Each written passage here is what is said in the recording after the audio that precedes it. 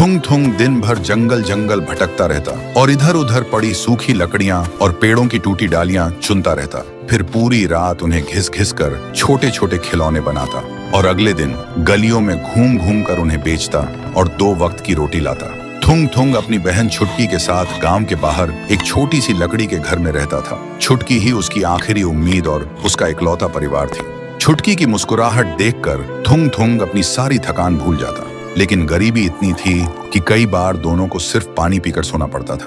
एक दिन थुंग थुंग जंगल में लकड़ी खोजते हुए बहुत अंदर तक चला गया था। तभी वहां उसे एक अजीब सा पेड़ दिखा जिसके पत्ते बिल्कुल गुलाबी थे। थुंग थुंग ने सोचा, इसकी लकड़ी कितनी चिकनी और अनोखी है, इसका खिलौना बेचकर शायद आज 2 पैसे ज्यादा मिलेंगे। फिर उसने उस पेड़ पर चढ़कर एक छोटी सी डाल काटी और घर आकर रात भर जागकर उसने एक बहुत ही सुंदर गुड़िया बनाई।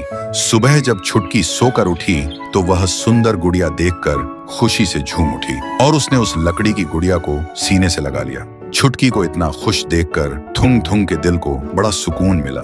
फिर वह खुशी खुशी काम पर निकल गया। पर जब शाम को वापस लौटा तो उसने देखा छुटकी बिल्कुल चुपचाप बिस्तर पर बैठी है और वह गुड़िया जो सुबह तक छोटी थी अब थोड़ी बड़ी लग रही थी। थुंग थुंग को लगा शायद थकान की वजह से आंखों का धोखा होगा। फिर उसने छुटकी को आवाज दी, छुटकी आ खाना खा ले। पर छुटकी ने कुछ नहीं कहा। थुंग थुंग को लगा शायद उसे भूख नहीं है, इसलिए वह अपना काम करने चला गया। देखते देखते आधी रात हो गई थी।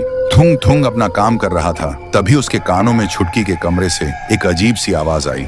थुंग थुंग काम छोड़कर छुटकी के कमरे में गया। फिर जो उसने देखा, उसके पैरों तले जमीन खिसक गई। छुटकी जमीन पर बेजान पड़ी थी और उसकी खाल का रंग लकड़ी जैसा हो गया था और बिस्तर पर वह गुड़िया थी। उसका चेहरा अब धीरे धीरे छुटकी जैसा बन रहा था। तभी वह गुड़िया छुटकी की ही आवाज में बोली, भैया अब से मैं तुम्हारी छुटकी हूँ। सुनते ही थुंग थुंग समझ गया वह गुलाबी पत्तों वाला पेड़ शायद कोई आम पेड़ नहीं था, बल्कि एक श्रापित पेड़ था जिसकी लकड़ी जिंदा लोगों की जान चूस लेती है। फिर बिना एक पल सोचे थुंग थुंग ने रोते हुए चीखते हुए उस श्रापित गुड़िया को बाहर ले जाकर आग लगा दी। आग लगते ही गुड़िया एक भयानक और डरावनी आवाज में चीखी जैसे किसी जानवर को आग लग गई हो और फिर वह राख बन गई। जैसे ही गुड़िया जली, जमीन पर पड़ी छुटकी के अंदर सांस वापस आ गई। उसका लकड़ी जैसा बन चुका शरीर वापस इंसानों जैसा हो गया। थुंग थुंग देखते ही दौड़कर अपनी बहन को गले से लगा लिया और सुबक सुबक कर रोने लगा।